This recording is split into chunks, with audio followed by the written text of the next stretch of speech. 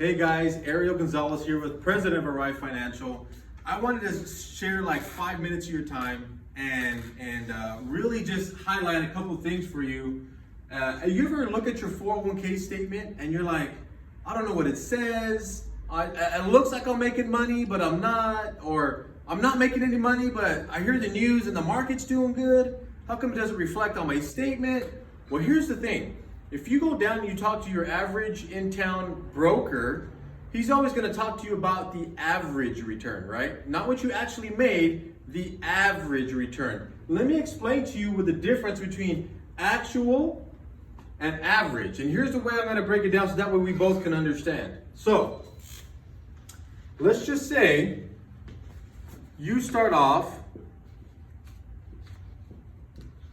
Let's just say you start off with $1,000 in your investment, right? And we'll call this year one. So in year one, you start off with $1,000 in your investment. Now, that year, the market did a negative 50%. Hey, David. Hey, Harold. So I have my associate David here. He's going to do the math for us. So he doesn't believe this is true, so we're going to prove him wrong. So if you start off with $1,000, All right, $1,000. okay, and the market goes down negative 50%. This is an easy one for him, so I'll make it easy for him. The market goes down 50%. How much do you got left? $500. $500. Okay. So year one, he invested $1,000. The market went down 50%. He's got $500 left. Okay, we get it. Okay. Now let's talk about year two. We're going to start off with that same $500, right? Because that's what we ended up with. So year two, we start off with $500. But guess what? It was a great year. The market did plus 50%. So look, negative 50 year one, year two, positive 50. David, if I've got $500 and the market went up 50%, what is that dollar amount? 500 up 50%, $750. Wait a minute. How come it's not 1,000? Oh. Right? So you actually are at $750. So wait a minute. Follow me here, you guys. You started off with 1,000, it went down 50, you're at 500.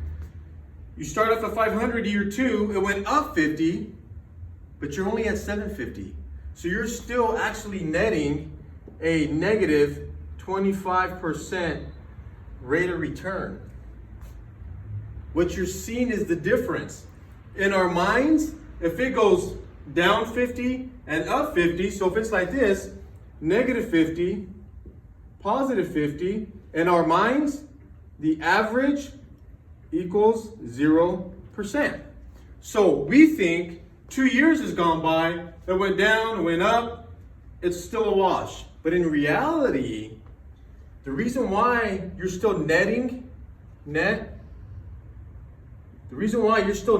negative 25% is because you're making 50% of 500, not 50% of 1,000. So in order for you to make this number back to 1,000, you actually got to have a, 100% rate of return? 75% rate. Is it 75%? Let me see, do the math. He's going to correct me if I'm wrong. I think it's 100. He thinks it's 75. Dang, I'm still wrong. What is it? So I have to have 100% rate of return. You got to have, so in reality, to make this back to 1,000, you got to have 100% rate of return to make this, $1,000. Wow. If you can read that chicken scratch there. So what I'm trying to say is your actual return, is negative 25%. Your average return is 0. But what matters to your portfolio, your retirement, your investment? It's the actual. Buyer beware. When you go talk to your broker, he's going to sell you on, well, in the last 10 years, we've averaged X number rate of return. That's not what you want to know. You want to say, Mr. Broker, I want to know what your actual rate of return has been the last X number of years. This will tell you how well or how bad that fund has done. So I hope this helps you guys. Actual versus average. It's really simple math. When you start to think about it, it all makes sense. If you have any questions, comment below, and I'll make sure to put some information in your hands.